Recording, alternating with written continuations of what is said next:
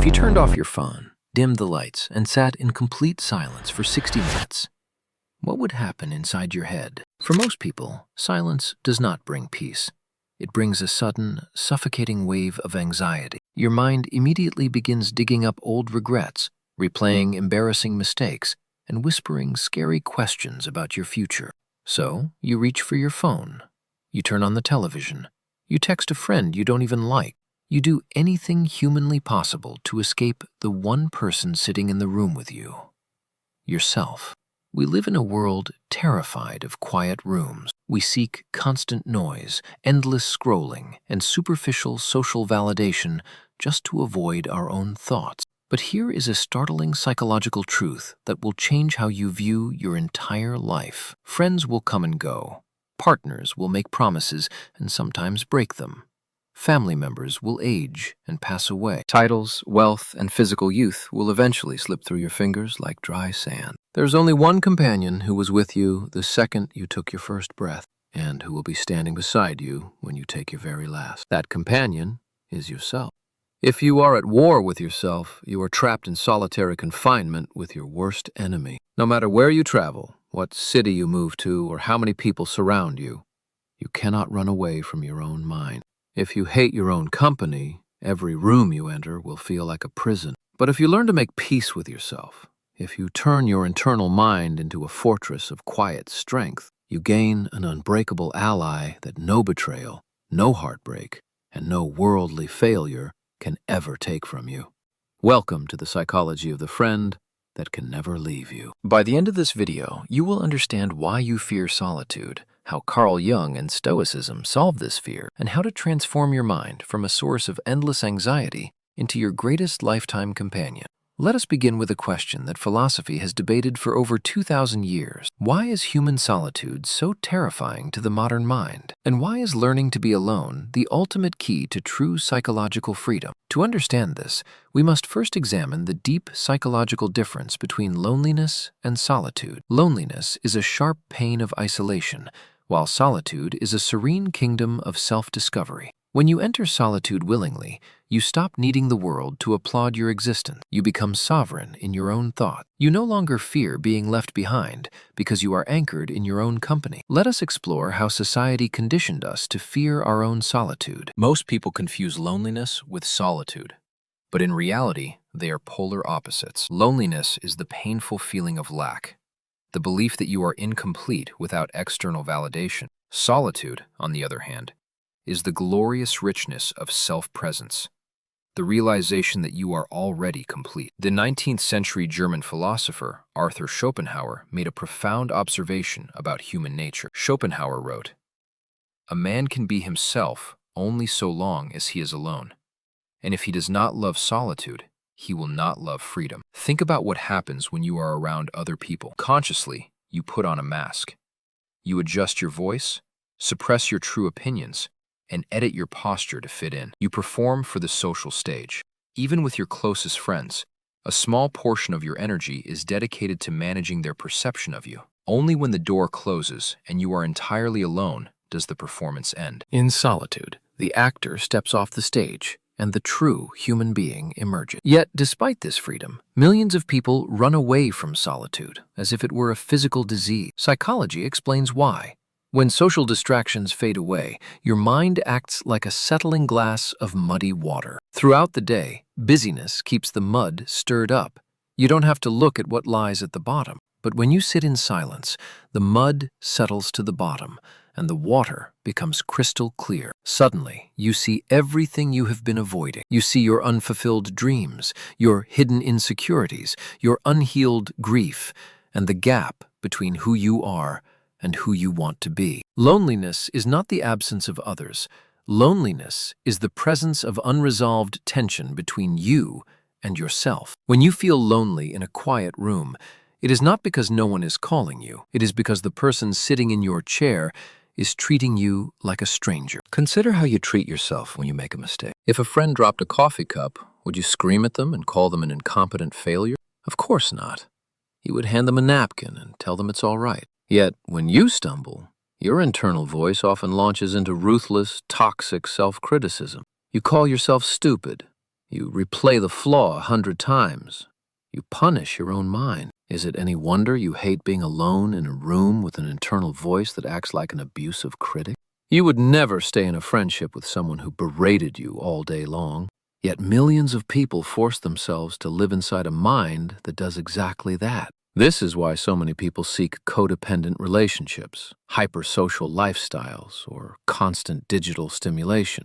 They are desperate to drown out the voice of their internal bully. Stoic philosopher Epictetus offered the ultimate remedy to this mental trap 2,000 years ago. Epictetus said, "Whenever you are solitary, say not that you are alone, for God is within, and your genius is within." The Stoics understood that true strength comes from building an internal sanctuary. A sanctuary where your internal dialogue is guided by reason, self-compassion, and unshakable discipline. When your internal voice changes from a harsh critic to a wise mentor, solitude stops being scary. Solitude becomes your favorite sanctuary, a place where you recharge, gain clarity, and touch reality. Notice how your energy resets when you give yourself permission to be silent. You no longer absorb the chaotic anxiety of the crowd. You return to your baseline of quiet, dignified strength. You realize that peace is not something you find in the world. It is something you bring to the world. And that realization transforms how you interact with every human being you meet. You love people without needing to cling to them. You enjoy company without fearing its eventual end. You become psychologically independent. But to achieve this level of peace, we must confront a darker psychological force hiding inside your subconscious. That force was identified by the legendary psychologist Carl Jung, the shadow. Carl Jung spent decades studying the deepest layers of the human psyche. Jung discovered that every human being possesses a shadow, the dark, unintegrated parts of our personality that we hide from society. Your shadow contains your repressed anger, your unfulfilled desires, your secret fears, and your unexpressed power. From childhood, society teaches us to suppress parts of ourselves. You are told not to cry, not to show anger, not to be too proud, or not to act too bold. To fit in and receive love, you buried those parts deep in your subconscious mind. But here is Jung's warning. Whatever you push down into the shadow does not die. It stays alive in the dark, gathering strength and waiting for a moment of silence to break out. When you sit alone in a quiet room, your shadow emerges from the dark corner of your mind. It stands beside you like a ghost, demanding to be seen and heard. If you view your shadow as an enemy, you will experience intense internal terror. You will feel a deep sense of dread whenever you are alone. You will play a psychological chess game against yourself, trying to suppress thoughts that refuse to leave. Notice the tragedy of this war. Both the player and the opponent are you. When you fight yourself, winning means losing, and losing means destruction. Carl Jung offered a revolutionary solution: shadow integration. Jung wrote, "One does not become enlightened by imagining figures of light, but by making the darkness conscious." Shadow integration means making peace with your shadow self. It means looking at your hidden flaws, your past mistakes, and your dark emotions without shame or judgment. Imagine standing before a mirror in a dimly lit, dark academia study. Instead of wearing a polite social mask, you look directly into your own eyes. You acknowledge your flaws. Yes, I have felt weak. Yes, I have failed. Yes, I have fears. And I accept all of it. The moment you accept your shadow, something miraculous happens in your brain. The internal war ends immediately. The shadowy figure that used to haunt your quiet moments stops being a monster and becomes your most loyal, powerful ally. Your shadow contains your primal energy, your resilience, and your raw instinct. When you integrate it, you become what psychology calls an individuated self, a complete, undivided human being. An individuated person cannot be easily broken by outside events. If someone insults them, they don't lose composure because they already know their own flaws better than anyone else. If someone abandons them, they don't fall apart because they were never reliant on external validation for their self-worth. They carry their best friend inside their own mind. Consider the Stoic emperor Marcus Aurelius once again. Aurelius spent years fighting brutal wars on the cold northern frontier of the Roman Empire. He was surrounded by political betrayal, plague, and constant life-threatening danger. Yet every single night in his tent, lit by a single flickering oil lamp, he opened his journal. He didn't write speeches to impress the Senate. He wrote letters to his own soul. He reminded himself to stay calm, to forgive his enemies, and to hold fast to virtue. Marcus Aurelius made his mind a quiet, sacred temple. Because he was best friends with himself, he could endure the weight of an entire empire on his shoulders without breaking. Now, ask yourself, what is the current state of your internal temple? Is your mind a stormy battlefield filled with harsh self-criticism and unresolved fear? Or is it a quiet, golden-lit sanctuary where you feel safe, grounded, and understood? If your mind currently feels like a battlefield, do not despair. You can rebuild your relationship with yourself starting today. Let us now examine the 4 actionable psychological steps to transform yourself into your own unbreakable ally. Every step you take inward brings you closer to ultimate freedom. You begin to respect your time, your boundaries, and your mental energy. You stop betraying yourself just to keep peace with people who don't value you. You realize that self-loyalty is the foundation of all true strength. When self-loyalty becomes your default state, your confidence becomes quiet and absolute. You no longer seek validation from the crowd. Step 1. The daily silence audit. Every day, dedicate 15 minutes to sit in absolute silence without any electronics, books, or distraction. Sit in a comfortable chair, dim the lights, and let your thoughts flow without judgment. At first, your mind will fight this quietness. It will generate random worries and itch for stimulation. Do not react. Simply observe the thoughts like clouds passing through a dark, stormy sky. By sitting with your thoughts without running away, you teach your brain a powerful message. Silence is safe. Step 2. Calibrate your internal dialogue. Start paying acute attention to how you talk to yourself when you fail or make a mistake. Whenever you catch your mind delivering toxic self-criticism, pause instantly.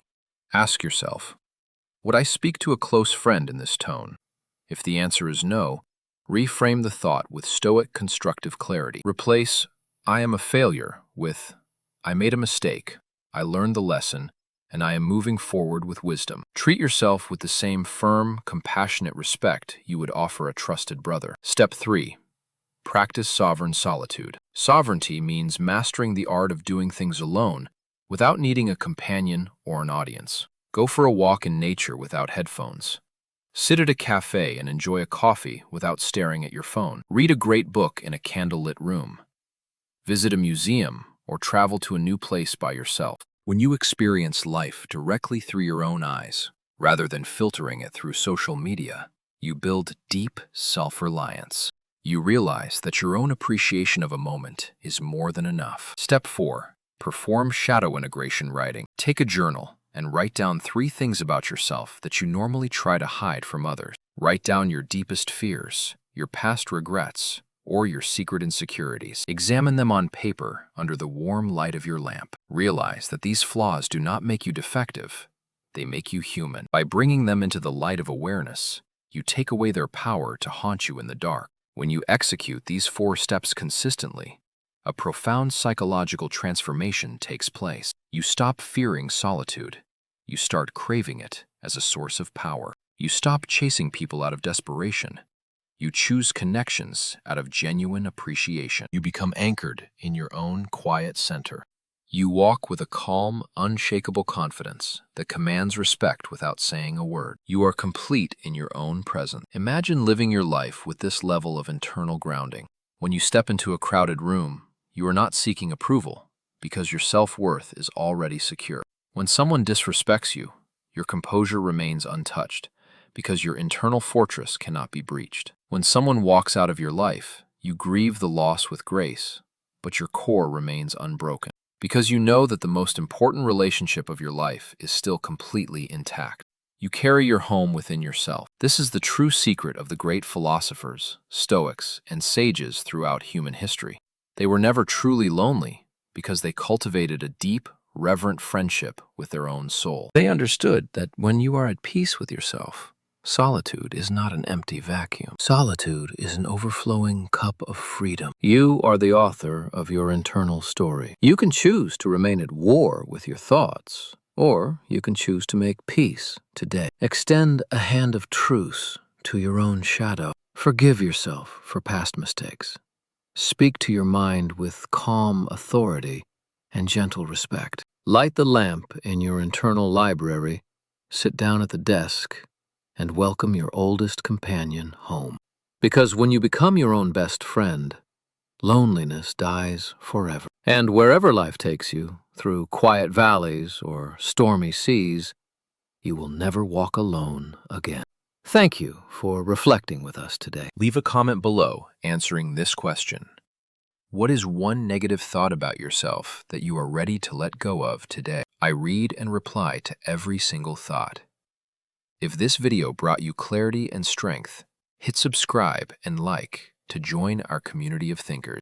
Stay grounded, preserve your inner peace, and remember that your greatest companion is always within.